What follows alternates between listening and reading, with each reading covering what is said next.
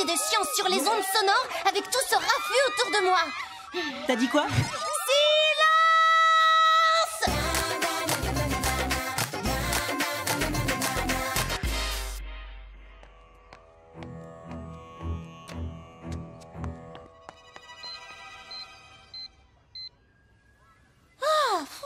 Enfin, du calme et de la tranquillité. Si tu manges pas ton dessert, je peux le prendre? Oui, bien sûr, mais dépêche-toi, ça va bientôt sonner, il va falloir qu'on retourne en classe.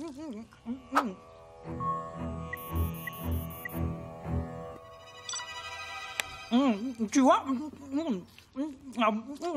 j'aurais eu le temps d'en manger 3 parts.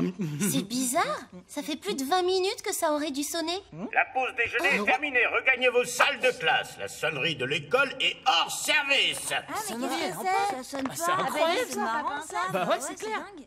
En tout cas, perdre 20 minutes de cours de sciences, c'est toujours ça de gagner. Tu as l'air d'avoir envie de parler aujourd'hui, Cindy. Explique-nous donc ce que tu comprends aux ondes sonores. Nous t'écoutons. Les ondes sonores,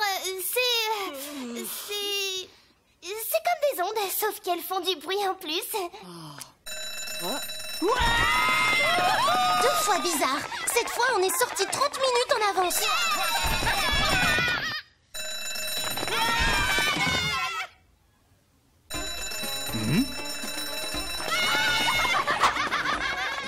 Retournez tout de suite en classe. Ouais, monsieur, mais laquelle? La salle de sciences ou la salle de dessin? La salle de sciences. Allez.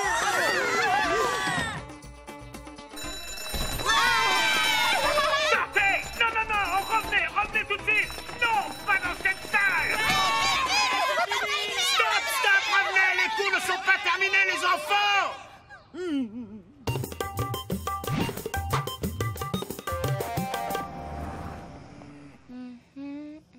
Pour mon exposé de physique, j'ai décidé de me concentrer exclusivement sur les bruits d'animaux. C'est super cool. Écoute ce truc. J'en peux plus de ce vacarme permanent. Excusez-moi, mais j'ai un gros problème. Si ce sont les sonneries du collège, alors on a le même. Eh ben, justement, c'est ça le problème.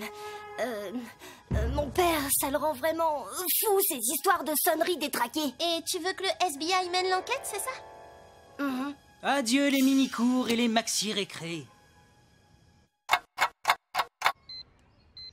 C'est l'endroit le plus logique pour commencer notre enquête. Regarde, quelqu'un a déchiré un de ses vêtements en montant sur les casiers.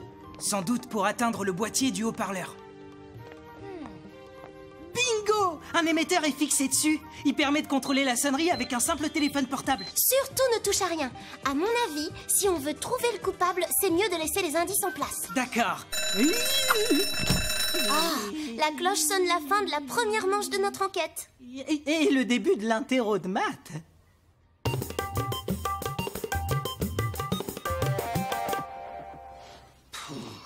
Je ramasse les copies dans 1 heure.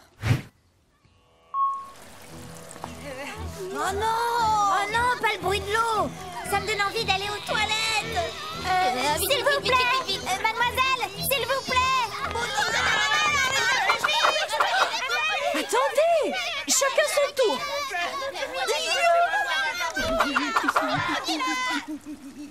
Bouge-toi les oreilles, Dewey. Il faut qu'on profite de la pagaille pour reprendre notre enquête. On y va. Structure hexagonale, 40% coton, 10% polyamide et 50% polysulfure. C'est un mélange très particulier qui est conçu pour absorber la transpiration. Il n'est utilisé que par une seule marque de vêtements de sport très à la mode. Cette fois, on le tient.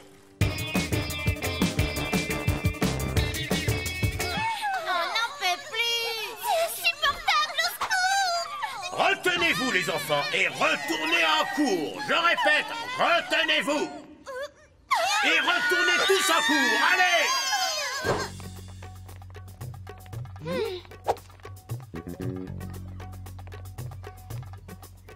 Regarde, Martin et Benjamin portent des habits de cette marque. Oui, et comme Martin est le fils du principal et qu'il nous a demandé d'enquêter, il ne reste que... Benjamin.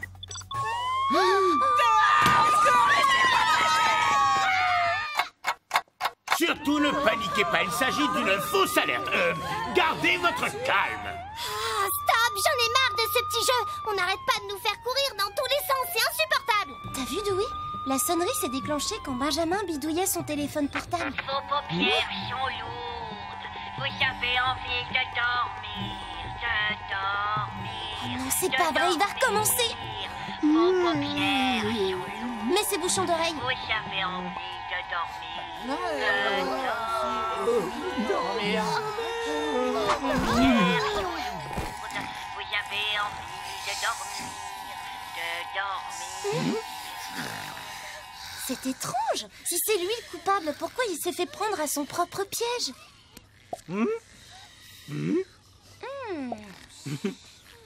Son portable devrait nous dire si c'est lui qui contrôle tous ces sons.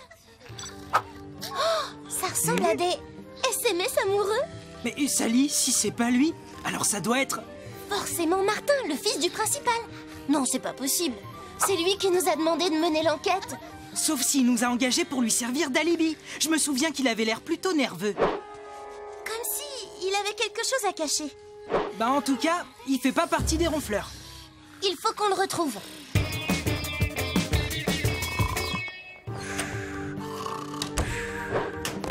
Oh!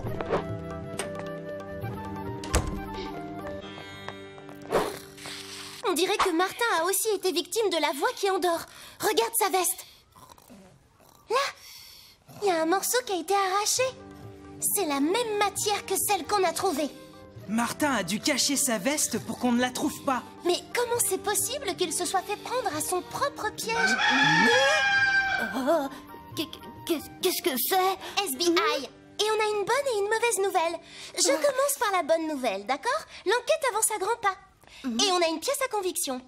Mais la mauvaise nouvelle, c'est que c'est ta veste de sport. Mais c'est pas la mienne, c'est celle d'Albert. Albert? Ben oui, il me l'a donnée en échange de la petite caméra que j'avais. Malheureusement, je suis allergique à ce tissu. C'est pour ça que tu n'arrêtais pas de te gratter quand t'es venu au SBI? Exact. À la fin, j'en pouvais plus, alors je l'ai enlevée. Je suis venue la ranger dans mon casier, mais il y a eu cette drôle de voix et je me suis endormie. Notre intuition n'était pas la bonne. Tous les élèves doivent regagner leur salle de classe. Je répète. Bon, on dirait que Martin ne peut plus être suspecté. Par contre, Albert, oui, si la veste est bien à lui. Oui, je l'ai vu porter cette veste. Hier, quand la sonnerie a été piratée pour la première fois. Et on l'a pas revu depuis. Il doit être caché quelque part, occupé à semer la pagaille. Il faut qu'on le retrouve avant que ça dérape.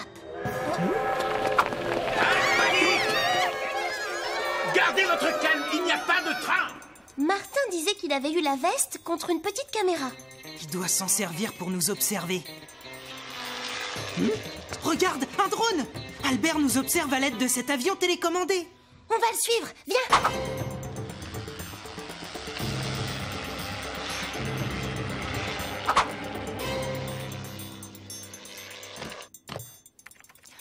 C'est fascinant d'observer une réponse conditionnée à un stimuli. Fini de jouer, Albert! Cette mauvaise blague a assez duré. Attendez, ce n'est pas une blague, c'est mon exposé de physique sur les ondes sonores. Comment ça, ton exposé de physique? Je m'explique. Mon sujet, c'est les effets que le son a sur l'homme. C'est brillant, vous ne trouvez pas? Regardez. C'est incroyable comme j'ai pu manipuler les élèves juste avec des sons. Vous avez envie de dormir? Tous les élèves doivent regagner leur salle de classe. Les élèves ne sont pas des cobayes pour tes expériences de savant fou, Albert. Oui, veuillez m'excuser, j'ai encore une dernière expérience sonore à faire.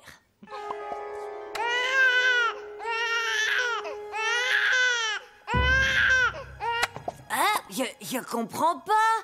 C'est le son le plus stressant du monde, un bébé qui pleure. Et pourtant, ça n'a pas d'effet sur vous.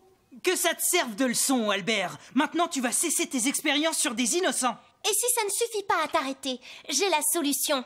Tu vas découvrir les effets du son par toi-même. Non, ah non, stop. Bon, tu as compris le message cette fois? Oui, j'ai compris. Pas la peine de recommencer. C'est insupportable. Je le ferai plus, je vous le promets.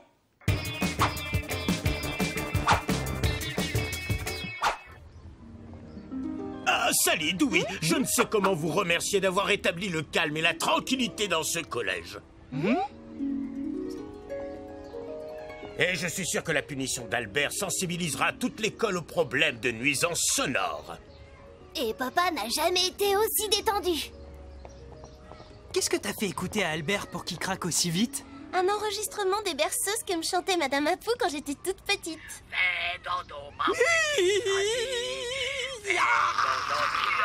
Elles sont tellement faux qu'il faut y avoir été habitué dès le berceau pour être capable de les supporter.